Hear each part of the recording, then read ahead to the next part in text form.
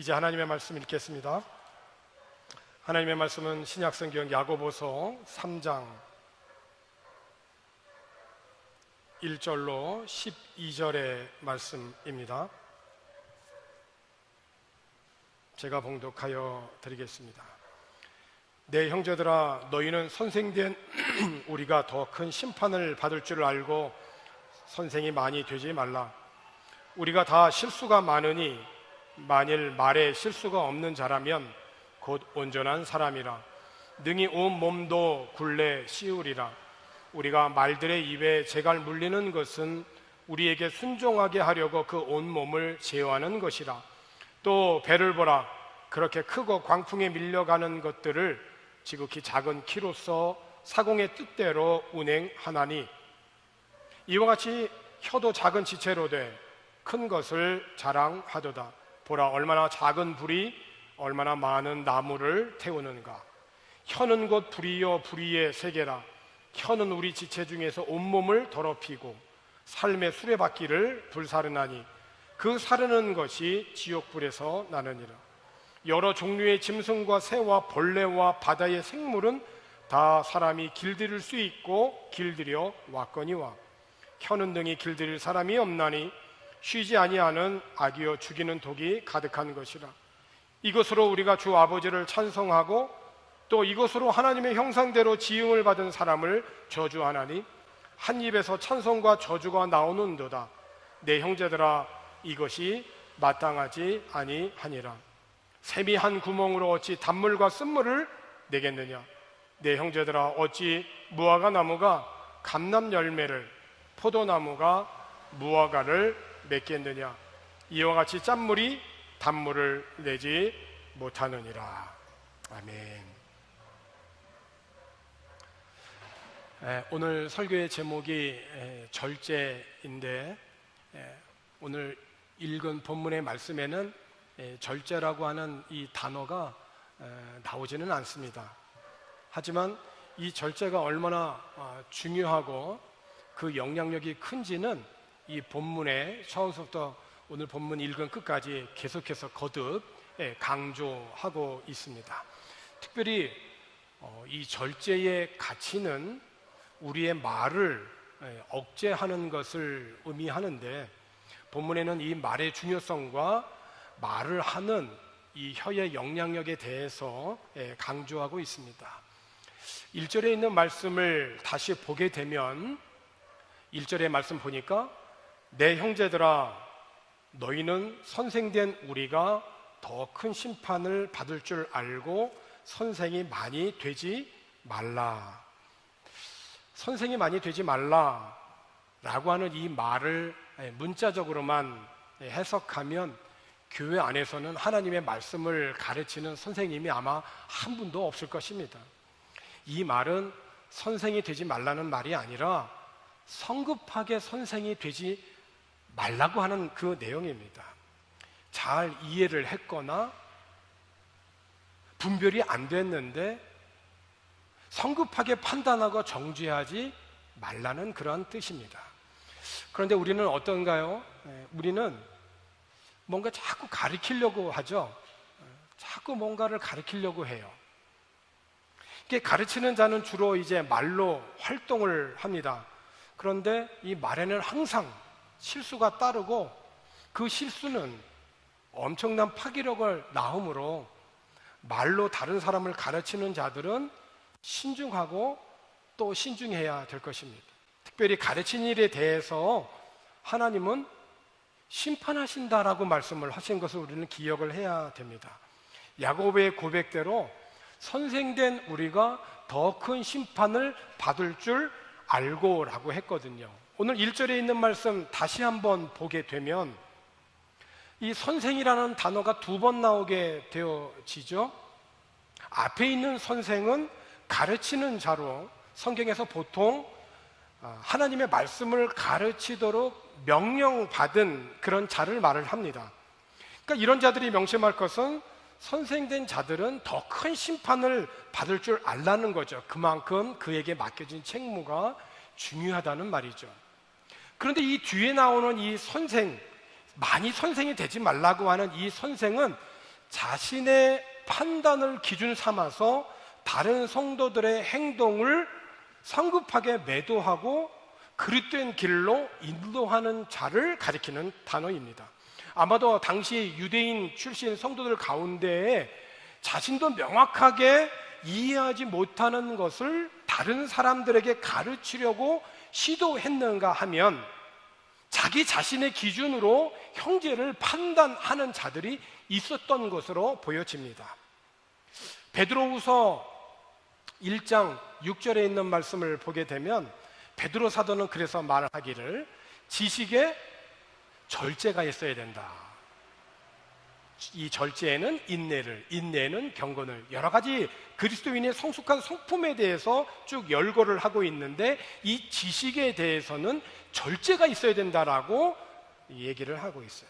그러니까 내가 알고 있는 지식이 아직도 참된 지식과 진리를 모르는 자들에게 섬기는 하나의 선한 도구로 사용되어지는 것이 아니라 내가 알고 있는 지식이 오히려 남을 판단하고 정죄하는 데 사용될 수 있기 때문에 지식에는 절제가 꼭 필요하다라고 하는 것이죠.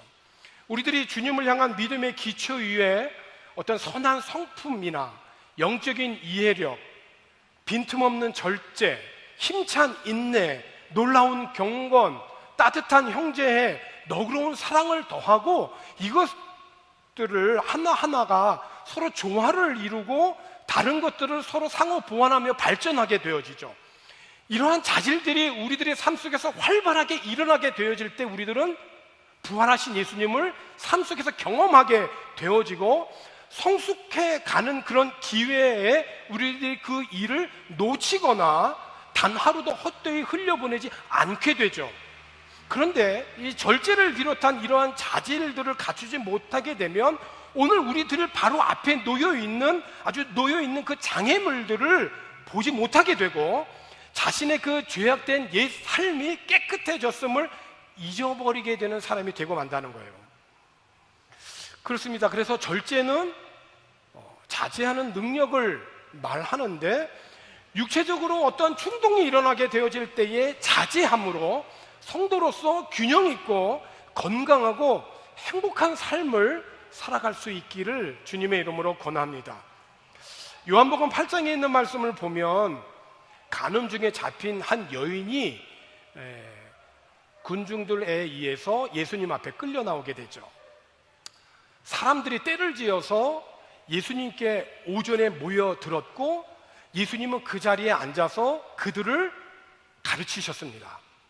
그런데 그 가르치는 그 도중에 종교학자와 바리새인들이 간음을 하다가 붙잡힌 이 한 여인을 예수님 앞에 데리고 나온 겁니다. 그러니까 그들은 모든 사람들이 잘 볼 수 있도록 지금 머리 숙이고 있는 이 한 여인을 한 가운데 딱 세워놨습니다. 그리고 예수님에게 말을 하는 거죠. 선생님, 이 여자가 간음을 하다가 현장에서 잡혔습니다. 모세의 율법에 의하면 이런 자들은 돌에 치어서 죽이라고 명령을 했습니다. 선생님은 뭐라고 말씀하시겠습니까? 사실 이들이 몰라서 예수님에게 물어보는 거 결코 아니죠. 율법을 몰라서 예수님에게 물어보고 질문한 것이 결코 아닙니다. 예수님을 함정에 빠뜨려서 뭔가 책잡을 만한 발언을 할 수 있도록 유도하고 있는 거거든요. 지금 그 상황이 그렇습니다. 그들의 속을 모를 리 없는 예수님이신데 이 속이 훤히 보이는 이 현장 앞에서 보통 사람 같으면 어떻습니까? 좀 자신의 감정을 드러내기 쉽죠. 또는 야, 내가 너의 속 모를 것 같냐? 날카롭게 각을 세운다든지 하여튼 자신의 이 어떤 격한 감정을 드러내기 쉽습니다. 그런데 예수님은 몸을 굽혀서 손가락으로 땅에다 뭔가를 쓰시는 것으로 답변을 대신합니다. 이를 통해서 우리들이 어떤 상황에 직면해서 절제가 필요하게 되어지는 상황이 되어질 때 우리들이 삶 속에서 실천해야 되는 몇 가지 교훈들을 우리가 발견하게 돼요. 첫 번째는 말하기 이전에는 끊임없이 생각을 하라는 것입니다. 왜냐하면 말에는 힘이 있기 때문에 자신의 힘을 지혜롭게 사용하려면 말하기 전에 생각을 좀 해보라는 것이죠. 두 번째는 적절한 시기에 적절한 말에 능력이 있다는 것을 인식을 하는 겁니다. 잠언 25장 11절에 있는 그 말씀을 보게 되면 경우에 합당한 말은, 그러니까 알맞은 말은, 그렇죠. 경우에 합당한 말은 아로새긴 은쟁반의 금사과와 같다. 그러니까 시기 적절한 말은 그것을 듣는 자에게 금과 옥조같이 아주 보배롭다라고 하는 거죠. 우리는 그래서 항상 때에 맞는 말을 할 수 있는 그런 지혜, 그리고 그런 말들은 금과 은으로 받을 수 있는 그 지혜를 달라고 우리는 기도해야 됩니다. 그러니까 세 번째는 내가 말하고자 하는 것을 예수님처럼 한번 적어보라는 것입니다. 다른 사람과의 갈등이 있을 때 문제를 해결하기 위해서는 내가 할 수 있는 어떤 최선의 접근 방식이 무엇인가를 먼저 글로 한번 써보라는 것입니다. 예수님처럼 내가 말하고자 하는 것을 내가 뭔가 적어봤을 때 나의 말을 평가하고 내가 잘못된 생각이 있는지를 수정할 수 있고 다듬을 수 있는 기회를 제공할 수 있기 때문에 그렇죠. 그리고 네 번째는 침묵을 유지를 하는 것입니다. 그러니까 나의 속에 어떤 부적절한 감정이 계속 일어난다고 느끼기 시작할 때에 깊이 한번 호흡을 하는 겁니다. 말하기 전에. 그래서 얼마간의 시간을 두는 거죠. 지금 상대방은 지금 돌을 잘못하면 자칫 던질 수 있는 지금 격한 감정이 지금 놓여져 있고, 예수님은 어떤 말을 하더라도 법대로 해라, 사랑해라, 어떤 말을 해도 책 잡힐 수 있는 그런 상황이거든요. 그런데 잠깐의 시간을 두는 것입니다. 그러니까 이 상황이 절제할 수 있는 아주 중요한 전환점이 되어지는 중요한 시기인데, 만약 내가 여전히 성급하게 말하려고 하는 충동을 느낀다면 그 대신에 명확하게 하기 위한 그 질문을 요청을 하고 대답하기보다는 이 상황을 이해하기 위해서 들어보라는 것입니다. 저도 이 부분이 참 부족하거든요.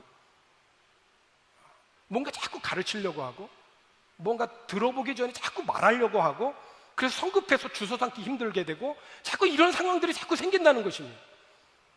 이게 간음 중에 이 잡힌 여인은 지금 군중들 한가운데 있어요. 그 군중들 손에는 지금 뭐가 있냐면 돌들이 들려져 있습니다. 예수님이 어떤 말을 해도 책 잡힐 수 있는 그런 상황이에요. 그런데 예수님께서 몸을 굽혀서 땅에 뭔가를 쓰시자 질문을 했던 종교학자들은 아마 멈칫했을 것입니다. 그런데 계속해서 그들은 예수님을 다그쳤죠. 그러자 예수님께서 몸을 펴고 일어나 말씀을 하십니다. 뭐라고 말씀하셨죠? 너희 가운데 죄 없는 자가 먼저 돌로 쳐라 라는 말씀이에요. 그리고 그 말씀을 하신 다음에 다시 몸을 또 굽히셔요. 그리고 땅에 뭔가 또 쓰셔요. 뭘 쓰셨는지는 사실 모르겠어요. 예수님이 아침에 성전에 들어가셨을 때에 백성들이 많이 나왔잖아요. 그리고 그들을 가르치시면서 이동을 하셨겠죠? 그들을 가르치셨습니다. 그런데 간음 중에 잡힌 여인이 한가운데에 있고 그 주위에 종교학자들이 둘러 있으면서 돌을 들고 있는 많은 군중들에게는 가르치시질 않으셨다는 거예요. 뭐 하신 겁니까? 다만 그들 자신을 돌아보게 하셨다는 거예요. 자신을 돌아보게 하셨다는 거예요. 이건 이렇고 저건 저렇고 법이 이렇다라고 가르친 게 아니라 너 자신이 지금 어떤 존재인지를 한번 보라는 것입니다. 너희 가운데 죄 없는 사람이 먼저 돌로 치라. 그리고 예수님은 간음 중에 잡혀온 여인에게도 역시 가르치지 않으셨어요. 정죄하지도 않으셨어요. 법은 이건데 너 법대로 하면 너 죽을 건 너 알지? 이렇게 가르치지 않으셨다는 거예요. 요한복음 8장 10절과 11절에 있는 말씀을 보게 되니까 예수께서 일어나사 여자 외에 아무도 없는 것을 보시고 이르시되 여자여 너를 고발하던 그들이 어디에 있느냐? 너를 정죄한 자가 없느냐? 11절에 있는 말씀을 보니까 대답하되 주여 없나이다. 그때서 여인은 고개를 들어 주위를 둘러봤겠죠. 예수께서 이르시되 나도 너를 정죄하지 아니하노니 가서 다시는 죄를 범하지 말라. 예수님께서는 오늘 우리들에게 있어서 절제에 관한 완벽한 그런 모델을 우리들에게 보여주신 거예요.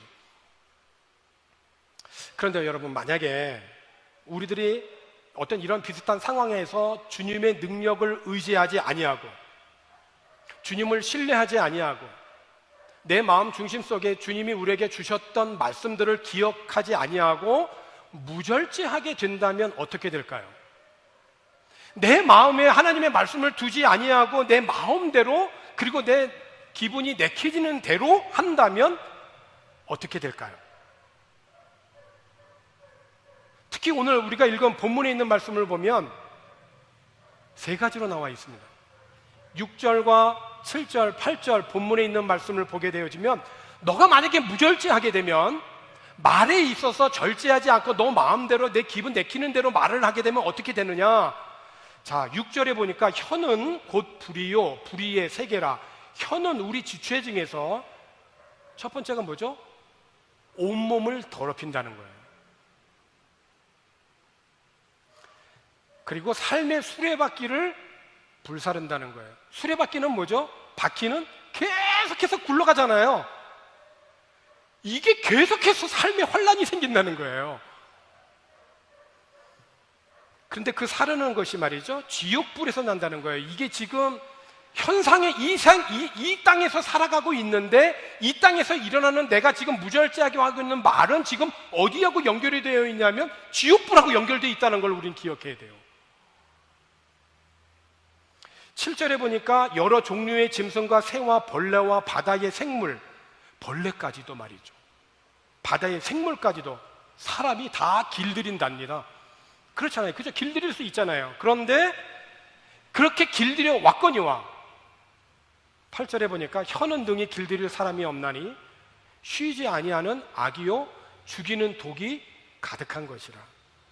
자, 다시 한번 정리를 하면, 무절제하게 되면, 말을 함부로 하게 되어지면 그 무절제로 인하여서 악한 그 영향이 세 가지로 나타난다는 거예요. 첫 번째, 온몸을 더럽힌다는 거예요.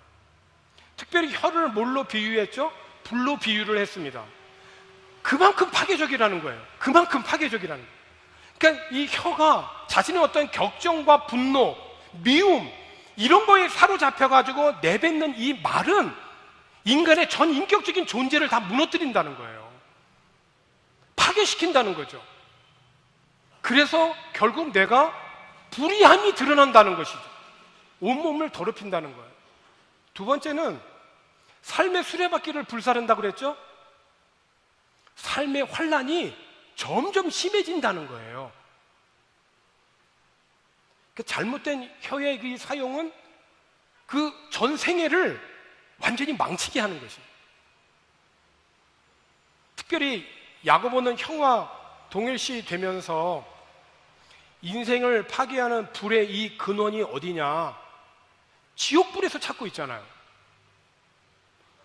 즉 불의 이 세계인 혀에서 나는 이 불은 악한 불로, 그것은 지옥불과 통한다는 거예요. 다시 말해서 지옥불은 현세 이 땅에 살아가면서 사람의 혀에 깃들여 있고 그 인생을 파괴하고 내세에서는 지옥에 있는 사람들을 태우는 것입니다. 이러한 사실은 혀를 사용해서 형제에 대해서 미련한 놈이라고 욕하게 되는 일이 있잖아요. 형제에 대해서 미련한 놈이라고 하는 자는 지옥불에 들어가게 되리라고 하는 예수님의 말씀과 일맥상통한 거죠. 자, 무엇보다도 세 번째, 혀의 이 악한 영향의 세 번째는 뭐냐면, 아까 8절에 있는 말씀대로 죽이는 독이 가득한 것이라는 거예요. 조금 있는 게 아니라 가득하다는 거예요. 이거는 뭐냐면 영혼을 죽게 한다는 거예요. 영혼을. 그러니까 우리가 잊어서는 안 될 것입니다. 아주 작은 불꽃이라도 큰 산불을 낼 수 있잖아요. 내 입에서 나오는 부주의한 말이나 부적절한 말이 아주 작은 불꽃과도 같지만 이것이 나중에는 얼마나 큰 영향을 내는지 큰 산불과도 같이 일을 낸다는 거예요. 자, 그렇습니다. 우리는 말로 세상을 파괴할 수도 있어요. 그 세상에는 저와 여러분 다 들어있습니다. 우리는 말로 하나님이 세워주신 이 행복한 가정과 건강한 사회의 이 근간을 무너뜨릴 수도 있어요. 하나님이 세우신 아름다운 이 조화로운 세상을 무질서한 세상으로 만들어버릴 수 있어요. 하나님은 오늘 우리들에게 주신 이 참 선한 이 말인데, 이 말로 지금까지 아름답게 쌓아온 이 명성에 먹칠을 할 수가 있습니다. 특별히 지옥 구덩이에서 올라오는 연기처럼 허무한 거잖아요. 온 세상을 아주 허망하게 사라지게 할 수 있다는 거예요. 이 무절제한 이 말로 인해서 생기는 이 악한 영향은 이것뿐만이 아닙니다. 우리가 성경에 보면 가장 위대한 리더십을 갖고 있는 리더를 누구를 보냐면 구약에서는 모세를 봐요. 신약에서는 이제 예수님을 보죠. 모세와 예수님을 봐요. 그런데 구약에서 모세의 그 역할은 정말 그 어느 때보다도 지대하죠. 이스라엘 역사에서 모세를 빼고는 설명이 안 될 정도예요. 근데 모세가 가장 인간적으로 하고 싶었던 게 뭐죠? 40년 동안 광야 생활을 하고 그 약속의 땅에 땅 한번 밟아보는 거예요. 하나님, 나 저기 꼭 들어가고 싶습니다. 정말 들어가고 싶다니까요. 근데 하나님이 뭐라고 말씀해요? 다시 나한테 그 얘기하지 마. 딱 잘라버리시잖아요. 왜 그렇게 됐죠? 그 민수기 20장에 있는 말씀을 보게 되면 모세가 군중들로부터 하나님의 거룩을 나타내지 않았기 때문에 무절제해가지고 말을 확 뱉어버렸거든요. 그래서 물론 그가 육체적으로는 들어가지 못했어요. 신약에 와서 나중에 변화산에서 모세가 예수님과 엘리야와 같이 대화하는 통해서 영적으로 그는 약속의 땅에 들어가 있죠. 육체적으로는 못 들어갔어요. 육체적으로는 그 땅을 밟아보지 못했다니까요. 무절제함으로 인해서 주님의 영광을 가리게 되는 거예요. 무절제하게 되면요, 자기 말에 결국은 얽히게 되는 겁니다. 잠언 6장 2절에 있는 말씀을 보니까 내 입의 말로 내가 얽혔으며 내 입의 말로 인하여 잡히게 됐다 그랬어요. 또 무절제하면 허물을 면하기가 어렵습니다. 잠언 10장 19절에 보니까 말이 많으면 허물을 면하기 어려우나 그 입술을 제어하는 자에는 지혜가 있다라고 권했어요. 무절제하면요, 무엇보다도 친구를 이간하게 됩니다. 치명적이죠? 잠언 17장 9절에 있는 말씀을 보니까 허물을 덮어주는 자는 사랑을 구하는 자요, 그것을 거듭 말하는 자는 친한 것을 이간하는 자다. 거듭 말하는 거예요. 이게 절제가 안 되는 거예요. 거듭 말하니까 이간하게 되는 거거든요. 야고보서 1장 26절에 보면은 경건을 잃게 됩니다. 누구든지 스스로 경건하다 생각하며 자기 혀를 재갈 물리지 아니하고 자기 마음을 속이면 이 사람의 경건은 헛것이다. 그 참으로 두려운 일이 아닐 수 없습니다. 사람이 정말 그 무섭다는 호랑이도 길들일 수 있지만은 어떻게 이 작은 이 혀는 길들일 수 없단 말입니까? 역사 이래로 이제껏 혀를 길들인 사람은 없습니다. 혀는 정말 그래서 오늘 말씀처럼 사납게 날뛰는 무자비한 살인자와 같은 거죠. 그런데 이 혀로 우리는 우리 아버지 하나님을 찬양하기도 하고, 이 혀로 하나님이 형상대로 세워주신, 만들어주신 우리의 가족이나 이웃을 저주하기도 합니다. 이 한 입에서 저주도 나오고 찬양도 나옵니다. 사랑하는 성도 여러분, 그런 일이 있어서는 안 되는 것입니다. 샘이 하루는 단물을 내고 다음 날은 쓴물을 낼 수 있습니까? 사과나무가 딸기를 낼 수 있습니까? 딸기 덩쿨이 사과를 낼 수 있습니까? 더러운 진흙 구덩이에서 시원한 물 한 잔을 얻을 수 있습니까? 그럴 수 없는 것처럼 한 입에서 하나님을 찬양하고 하나님의 형상대로 지음받은 가족이나 이웃을 저주해서는 안 되는 것입니다. 구약에서는 악은 악으로, 욕은 욕으로 갚으라고 했어. 그게 율법이에요. 근데 예수님은 이 땅에 율법을 완성하러 오셨어요. 욕을 어떻게 하라고 하십니까? 예수님께서는 베드로 사도를 통하여서, 성령을 통하여 욕을 축복으로 바꿔라. 축복으로 바꿔라. 너가 정말 미워하는 사람이 있느냐? 너 자신을 한번 먼저 돌아보고 축복해라. 그 사람이 축복을 받을 만한 자격이 안 되면 그 축복은 너한테 온다. 너한테. 왜냐하면 이를 위해서 너가 부르심을 받았다는 거예요. 이를 위해서 저와 여러분이 부르심을 받았다는 거예요. 하나님이 우리를 콜링했던 것은 바로 이것을 하기 위해서 우리를 콜링했다는 거예요. 블레싱한 존재로 삼기 위해서. 그러므로 오늘 우리들이 한 입으로 하나님을 찬양하고 한 입으로 저주하는 일이 있어서는 안 될 것이에요. 이제 말씀을 정리하고자 합니다. 본문을 기록한 이 야고보가 올바른 이 말의 중요성에 대해서 거듭 강조한 이유는 무엇이었을까요? 당시 초대교회 안에도 그런 은혜가 와 성령이 충만했던 그 교회 안에도 성도들 간에 다툼이 있었다는 거예요. 그런데 왜 다툼이 일어났느냐? 왜 분쟁의 발단이 시작이 됐느냐? 보니까 개인 신앙 인격의 미성숙으로 인한 말의 오용에 있었다는 거예요. 아, 말을 잘못해서 그랬구나. 몸에 이 상처가 나게 되어지면 몇 달 걸리면 치료가 됩니다. 우리 몸을 이렇게 지탱해주는 뼈가 골절돼도 몇 달 지나면 붓고 다시 일어납니다. 하나님이 그렇게 해주셨어요. 근데 우리들에게 정신적인 상처, 이거는 일평생 동안 지속될 수 있어요. 그래서 신실한 어느 기독교인 정신과 의사는 옛날에 정신병원 그러면 이상한 눈으로 봤지만 그 사람의 예수님을 영접하고 그리고 나서 많은 사람들이 상처를 받고 살아가는 이 세상을 보면서 그 사람의 비전은 뭐냐면 그냥 치과 다니듯이 이 정신적인 이런 그런 어떤 아픔과 상처를 치유할 수 있도록 가깝게 만드는 것이 내 자신의 정신과 병원을 운영하는 자신의 비전이라고 해요. 이상한 눈으로 볼 게 아니라 무조건 참아야 될 게 아니라 가서 치료를 받아야 되는 거예요.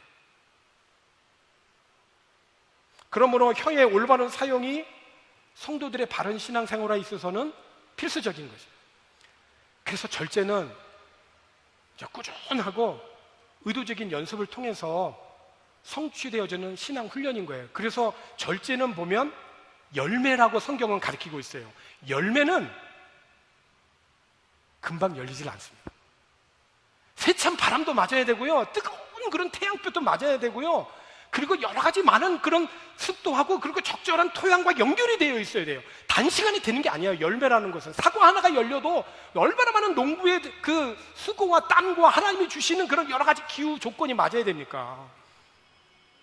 그래서 갈라디아서 5장 22절과 23절에 보면 오직 성령의 열매는 사랑과 희락과 화평과 오래 참음과 자비와 양성과 충성과 온유와 절제니 이 같은 것은 금지할 법이 없다라고 말씀합니다.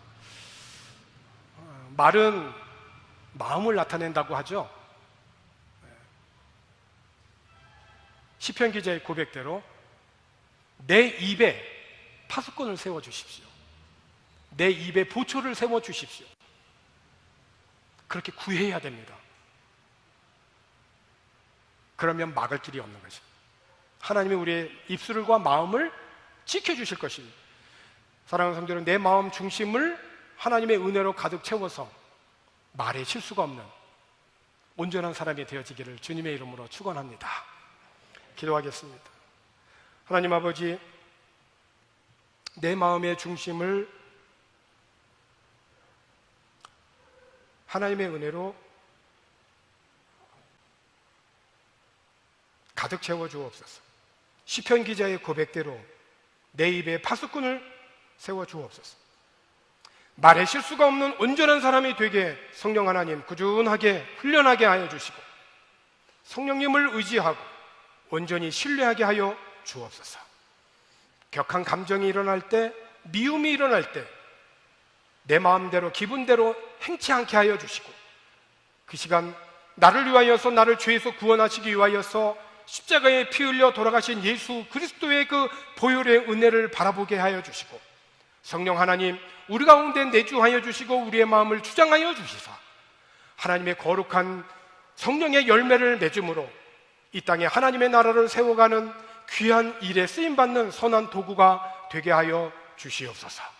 감사를 드리고 예수님의 이름으로 기도하옵나이다. 아멘.